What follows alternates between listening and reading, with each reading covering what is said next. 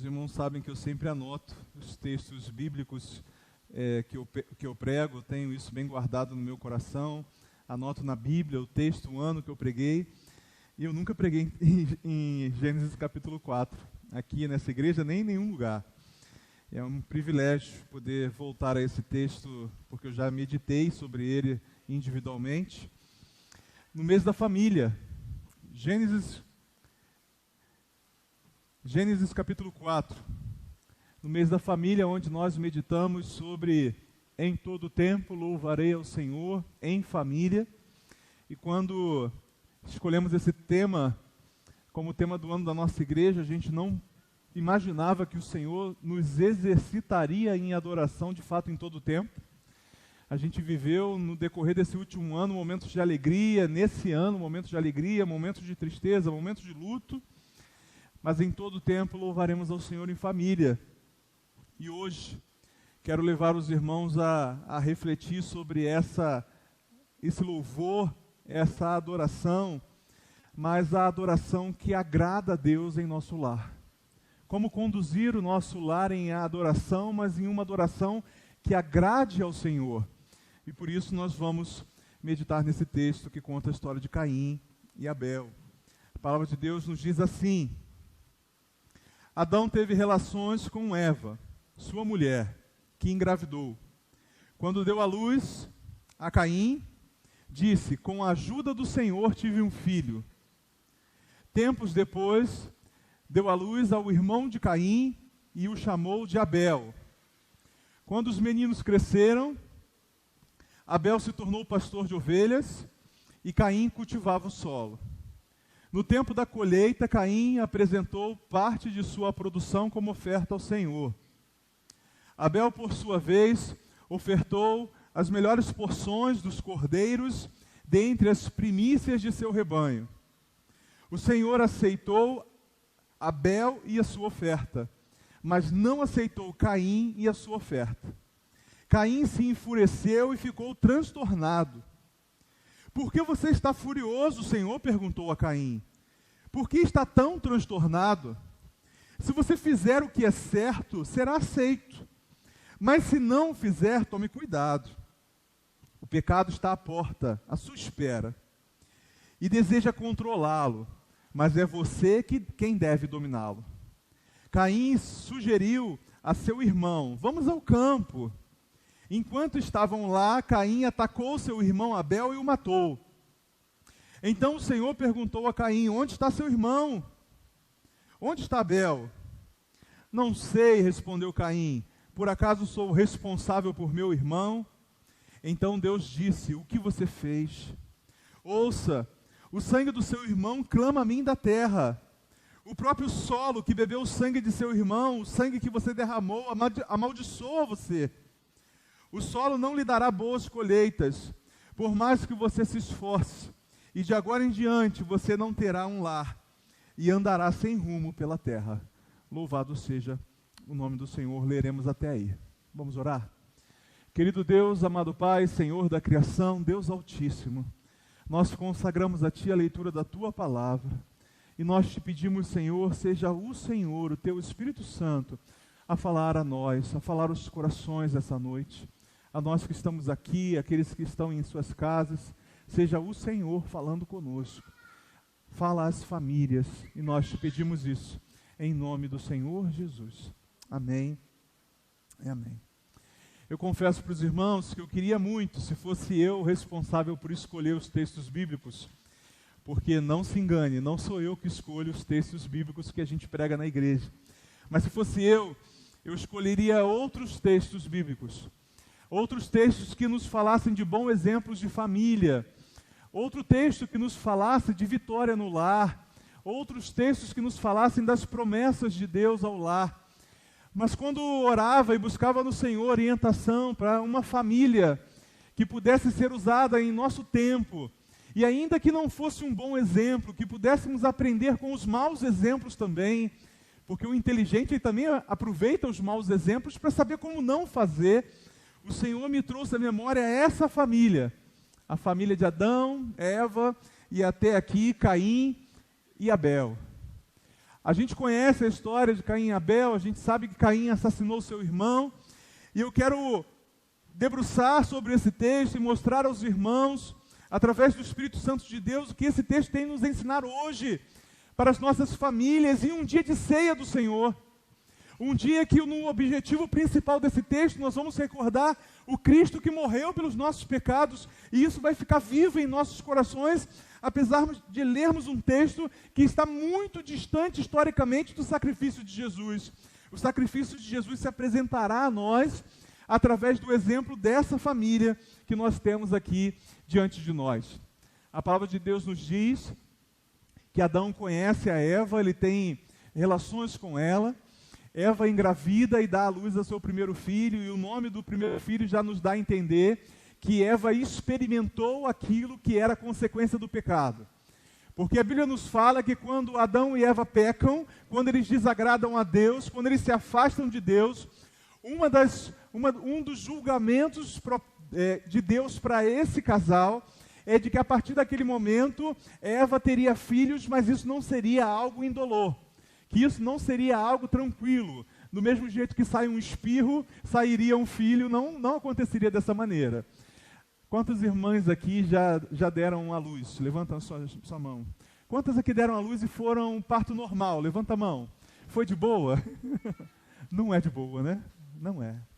Ainda que você tenha tido um parto cesariana, a dor, ela não foge de você, ela só fica guardada para quando a anestesia for embora, não é? Quem já teve cesariana, quem já fez cesariana, levanta a mão. Eu estou mentindo, não é verdade? A dor vem depois, mas vem. Ou seja, não há parto, não há geração de filhos, não há momento de dar à luz, sem que isso seja provocado por dor. E é por isso que quando Eva gera Caim e tem o parto de Caim, é o primeiro ser humano gerado ali no ventre. Eva fala assim, olha, eu vou colocar o nome dele de Caim porque eu tive a ajuda do Senhor para ter esse filho. É mais ou menos a sensação que as mulheres têm. Ah, Deus, me ajuda. Se não for o Senhor, eu não sei como é que eu vou aguentar essa situação. Ela tem Caim, logo depois ela tem Abel, e a gente tem o primeiro problema de adoração. A gente tem o primeiro momento de adoração falsa, adoração que não agrada o coração de Deus, quando a palavra de Deus nos diz que os dois crescem e em determinado momento da sua vida eles apresentam ao Senhor um sacrifício. Eles apresentam ao Senhor uma adoração. Eles consagram ao Senhor aquilo que estava no coração deles, para que o Senhor aceitasse aquilo como uma oferta, para que o Senhor aceitasse aquilo como uma dedicação da vida deles. Só que tem um problema muito sério na dedicação de Caim, porque Caim vai ter a sua oferta rejeitada. Abel tem a sua oferta aceita, mas Caim tem a sua oferta rejeitada. E a princípio você precisa entender que ofertas rejeitadas, adoração rejeitada por Deus, é uma adoração sem observar os princípios de Deus. A adoração não é do jeito que você quer. A adoração não é do jeito que você gosta. A adoração deve ser do jeito que Deus aceita. E havia um problema seríssimo que ofendia um princípio de Deus na adoração de Caim. A Bíblia vai falar para a gente lá em Hebreus 9, 22, que não há adoração, não há remissão de pecados, não há convívio com Deus, não há justificação do pecado sem que haja derramamento de sangue. É um princípio do coração de Deus. Sem que haja morte. A Bíblia fala que o salário do pecado é a morte. Não tem um outro jeito de você pagar pelo preço do seu pecado. Não tem um outro jeito de você eliminar o pecado que está sobre você, que não seja com derramamento de sangue, que não seja com morte. É um princípio eterno de Deus. Se pecou, vai morrer. Não existe alternativa ou solução humana para resolver esse problema. O próprio Deus mostra isso para Caim, mostra isso para a história dessa família, quando Adão e Eva pecam e se percebem nus, e percebem agora que comeram do fruto que estão pelados. A Bíblia fala que Deus dá a eles peles de animais para se cobrirem as suas vergonhas, para cobrirem a sua nudez. Você consegue imaginar Deus dando a pele de animais sem sacrificar um animal? Tem algum animal que você consegue imaginar que você pode tirar a pele dele e ele continuar vivo? Não tem. Então, é Deus que faz o primeiro sacrifício em contrapartida ao pecado. Ele mata animais para que esses animais servissem de vestimentas e cobrissem a vergonha do pecado. Deus já estava ensinando essa família que pecou, vai morrer. Afinal de contas, é isso que ele avisa para Adão e Eva antes deles comerem do fruto da árvore do conhecimento do bem e do mal. A árvore proibida era a árvore do conhecimento do bem e do mal, não era a árvore da vida. A árvore da vida estava à disposição. A árvore do conhecimento do bem e do mal foi dito a eles para não comer. E aí Deus fala para eles assim, olha, se comer, vai morrer. A serpente tenta enganar eles, dizendo, não, vocês não vão morrer. E quando eles comem, eles podem até achar que a serpente estava certa. Porque eles comem e a morte não vem de imediato. Mas a morte vem. O que estava programado para eles de viver por muitos anos, viver para sempre, agora eles são alcançados por uma morte. E nós, a humanidade, somos alcançados por essa morte. Por causa do pecado original, nós herdamos isso. E agora uma certeza que todos nós temos é que a gente vai morrer. E eu quero antecipar para você, sinto muito, mas tu vai morrer. Tu vai morrer. Uma hora tu vai morrer. Eu espero que não seja agora, eu espero que demore, ou que Cristo volte antes, mas certo é, você vai morrer e isso é consequência do pecado. Então há no coração de Deus um princípio de que há necessidade de um sacrifício, há necessidade de que alguém morra para que o seu pecado seja exterminado. Eu dou glórias ao meu Deus, que providenciou um sacrifício para que o meu e o seu pecado fosse exterminado, sem a necessidade de que nós tenhamos que morrer a cada pecado que cometemos. E esse sacrifício foi o sacrifício de Jesus na cruz. Isso está tão entranhado no coração de Deus, é um princípio tão verdadeiro no coração de Deus, porque se não fosse assim, Deus teria arrumado uma solução mais fácil para ele. Deus teria arrumado uma solução mais conveniente. Ou você acha que foi confortável para o coração do Pai permitir que Cristo viesse à terra, vivesse entre nós e morresse pelos nossos pecados? Você acha que isso foi conveniente? Você acha que isso foi fácil? Você acha que o Pai fez isso com alegria em seu coração? Não, foi pesaroso, foi choroso, foi doído, mas cumpria o princípio que Ele mesmo estabeleceu em seu coração. Pecou, morre. É necessário. É até maravilhoso você perceber que o único que não pecou foi Cristo. E por isso tem moral espiritual. É digno não somente de abrir o livro de Revelação em Apocalipse, mas é digno de receber as nossas vidas como sacrifício vivo, santo e agradável a Deus. É por isso que a gente precisa adorar sim em nosso lar. Mas a gente precisa adorar observando os princípios de Deus. E qual é o princípio de Deus aqui revelado? Você não pode adorar a Deus sem entender o sacrifício dele, sem recebê-lo como seu Senhor e Salvador, sem abrir a sua vida, entregar a sua vida e entender que esse sangue derramado na cruz do Calvário foi necessário porque você é um pecador perdido, mas pode ser salvo pelo poder que há no sangue de Cristo Jesus. Observe os princípios de Deus para adorar. Hoje em dia há um frisson, há um incômodo no coração de algumas igrejas para prestarem a Deus, e há uma disputa para que se preste o louvor mais moderno possível para agradar o coração do homem.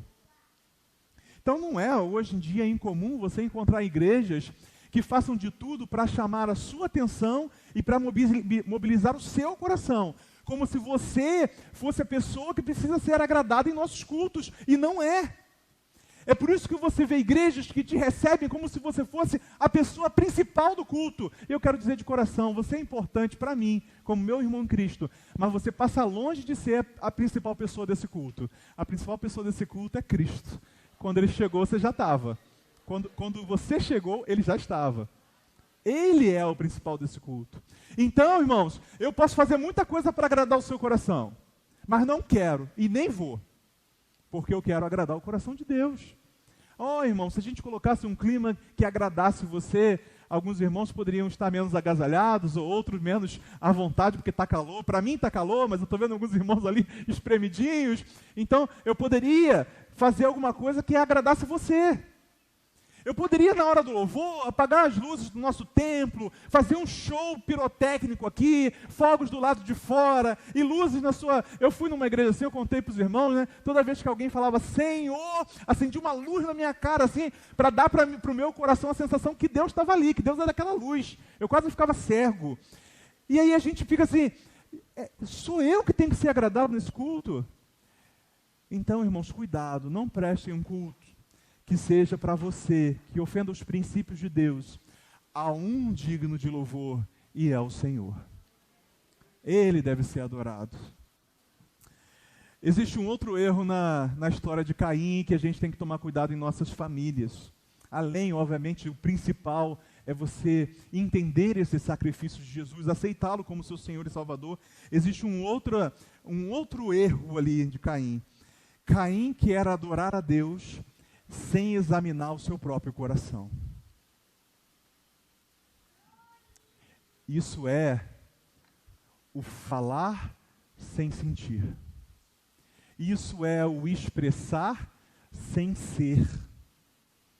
A Bíblia fala em 1 João capítulo 3, o discípulo de Jesus, analisando Caim, analisando a história de Caim, o texto vai nos dizer, 1 João capítulo 3, verso 12, Caim pertence ao maligno. Deus revela ao escritor bíblico que existe no coração de Caim uma maldade pertinente, e essa maldade ela não saiu do coração de Caim em momento nenhum. Caim nunca pertenceu a Deus, embora esteja ali naquele momento querendo consagrar a Deus um culto. E eu quero dizer para você, meu querido irmão, não dá para separar o culto da vida. Não adianta de nada você, como Caim, querer prestar um louvor a Deus, querer prestar um culto a Deus, ofertar o seu tempo, o seu dinheiro, a sua roupa bonita, o seu perfume e vir à igreja. Não adianta nada disso se isso estiver desconectado da sua vida. Deus olha para Caim, observa além do sacrifício errado que ele deu, do sacrifício que não cumpria o princípio que estava no coração de Deus. Deus olha para Caim e vê um coração perverso. E aí Deus não aceita cultos de coração perverso. Deus não olha para você e Ele quer que você esteja bonitinho, cheirosinho, embora eu queira que você esteja assim. Sentado do seu lado, né? Imagina, não é bem melhor quando a pessoa que senta do nosso lado tomou banho, está cheirosinho. Mas o culto não é para mim. Se fosse para mim, já estaria bom. Você com dente escovado, tomando banho, perfuminho, já estaria bom. Mas Deus não enxerga isso, Deus enxerga o seu coração.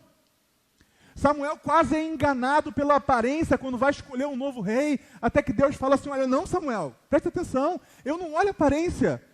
Esses filhos aí, todos fortões, todo bonitão, isso aí não me impressiona, não me impressiona. Não me impressiona os bens que Deus permitiu que você conquistasse. Não me impressiona o compromisso dele de estar todo culto, toda atividade da igreja, aquela agenda que eu compartilhei, ele está em todas. Não existe culto desconectado de uma vida. O que Deus quer de você é uma adoração viva, santa e agradável a Ele, e é o seu culto racional. E esse culto racional é o culto da sua vida, é o seu dia a dia. Não adianta de nada você cantar, muda a minha história, muda a minha vida no domingo, na segunda-feira, você continuar sendo aquele usado pelo maligno. Aquele que a sua vida, a sua família, a sua estrutura, as suas redes sociais, aquilo que você conversa, as suas conversas no WhatsApp, elas são todas frutas de um relacionamento seu com o inimigo. Culto que agrada a Deus é um culto que está conectado com a vida. Você adora no domingo à noite, mas a sua vida adora a Deus todos os outros dias da semana. E é por isso que o sacrifício de Caim é rejeitado.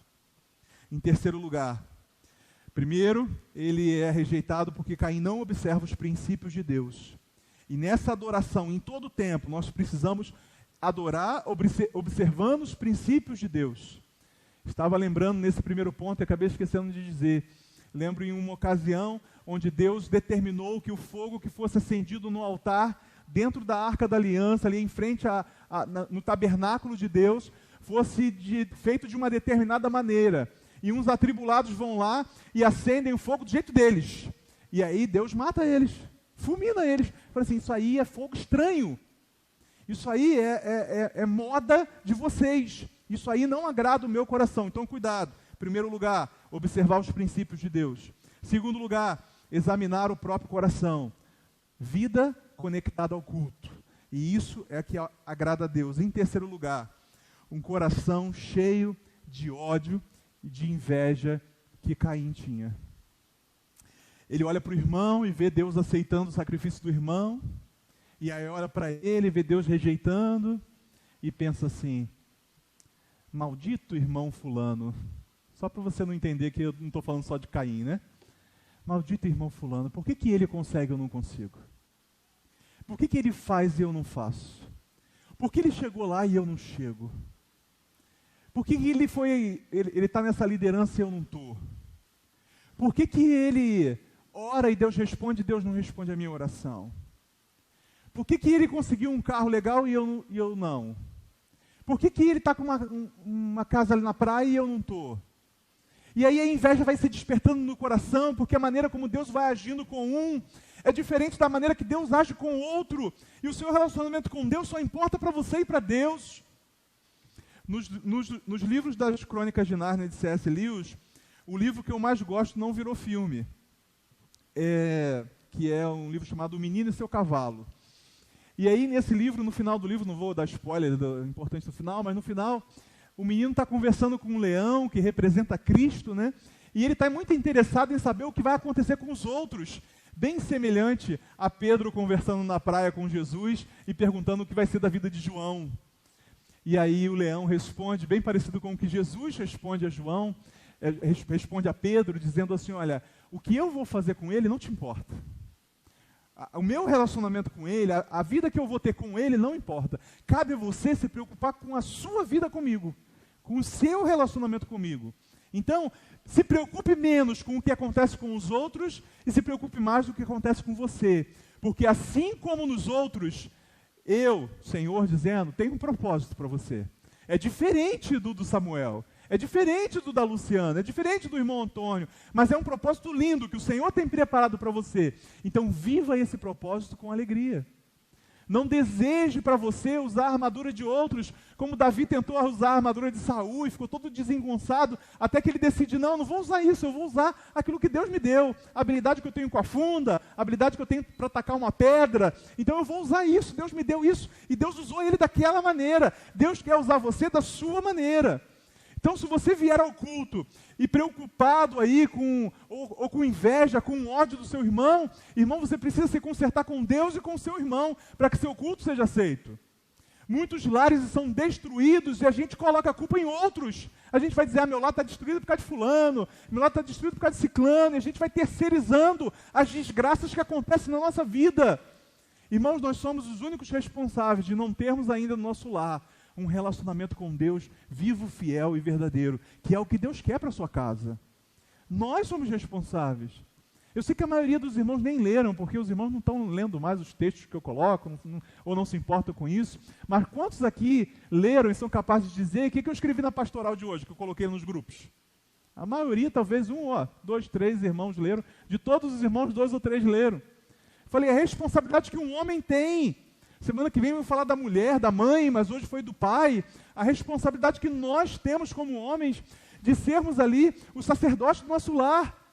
No mês da família, e nós falhamos em ser sacerdote porque não observamos os princípios de Deus, não examinamos nosso coração. Às vezes estamos com o nosso coração cheio de ódio, de rancor. Nosso coração está cheio de inveja do irmão por aquilo que Deus já fez na vida dele. Então, irmãos, olha o que a Bíblia fala, também em 1 João capítulo 3, verso 12, o mesmo texto que eu citei no ponto anterior. A Bíblia fala que Caim pertencia ao maligno porque suas obras eram más. As obras de Caim eram obras perversas. Ele era perverso. Você já ouviu a expressão, tem muita gente ruim nesse mundo? E quando a gente ruim é tu? E quando é você que toma atitudes erradas, fala coisas erradas, cria intriga, cria confusão, proporciona ódio no seu coração, e quando essa gente ruim que tem no mundo é você, aí você vai ser igual Caim, você vai ter todos os seus louvores rejeitados. Você não vai conseguir levar o seu lar em adoração. E por último, o quarto ponto, Caim rejeita a exortação de Deus. A Bíblia fala que o pai disciplina aquele que ama, né? Eu sei que tem gente que não gosta de ouvir mensagens exortativas, se sentem ofendidos, e eu quero dizer para você de coração, não estou nem aí. Não estou nem aí. Porque eu sei que isso é uma expressão do amor de Deus para você.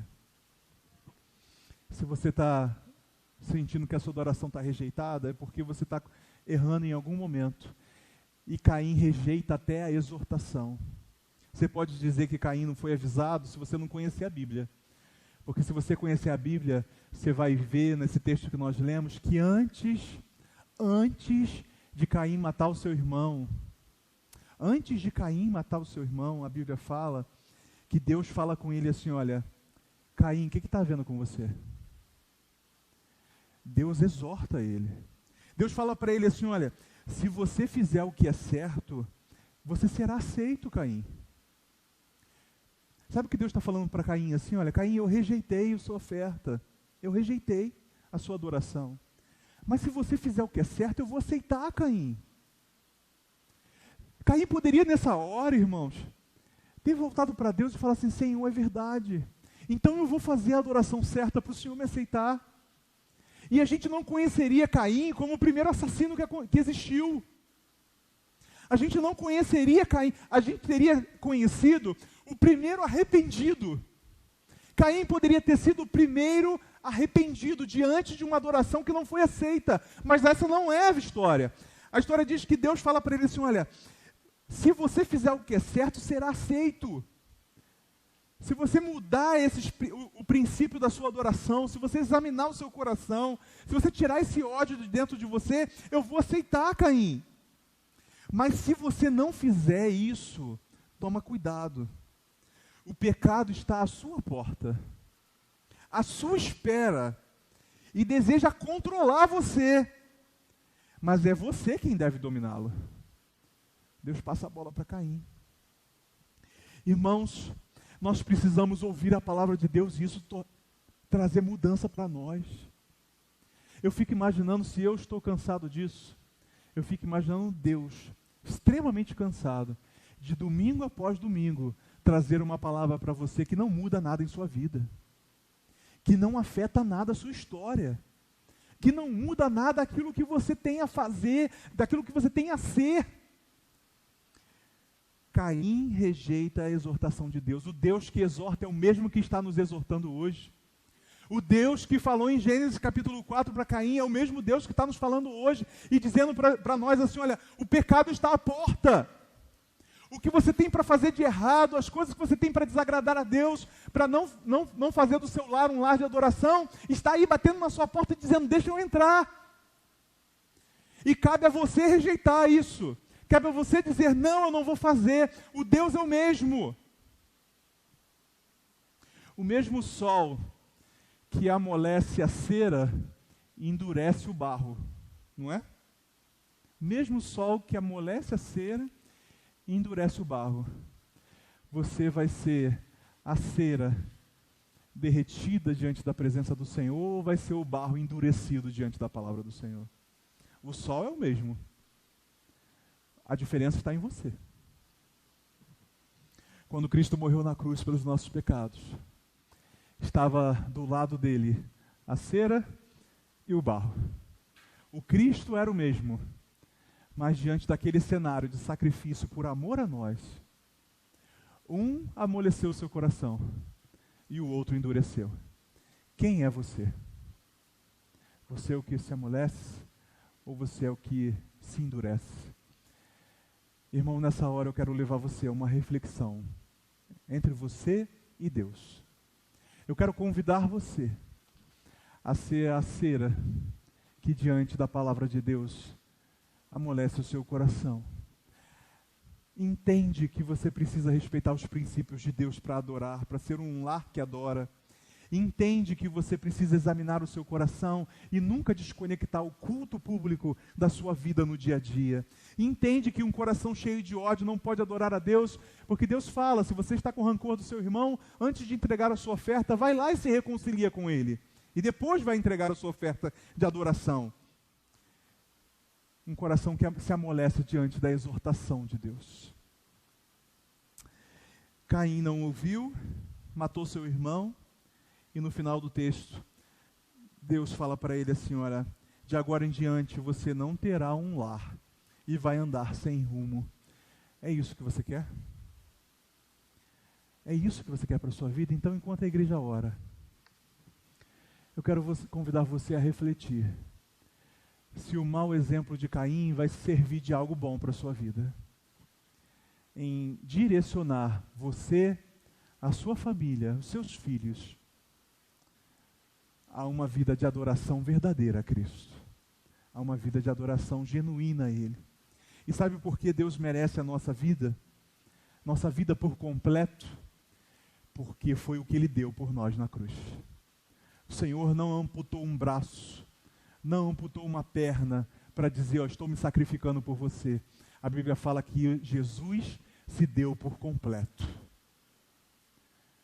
Jesus se deu por completo, para que hoje você, em todo tempo, louvasse ao Senhor em sua família. Essa noite eu quero convidar você a refletir sobre isso. Se temos entre nós alguém que nunca se rendeu a Cristo, alguém que nunca tenha se dedicado a Ele em adoração verdadeira, e hoje o Senhor está falando contigo, e você vai ouvir a voz do Senhor, não vai ser o barro endurecido, vai ser a cera amolecida, e você quer hoje consagrar a sua vida a Deus, aí do lugar onde você está, eu não vou te tirar do seu lugar. Se Deus está falando contigo para entregar a sua vida a Ele, enquanto a igreja está orando, intercedendo por você, orando pela sua vida, aonde você estiver, levante uma de suas mãos agora em nome do Senhor Jesus.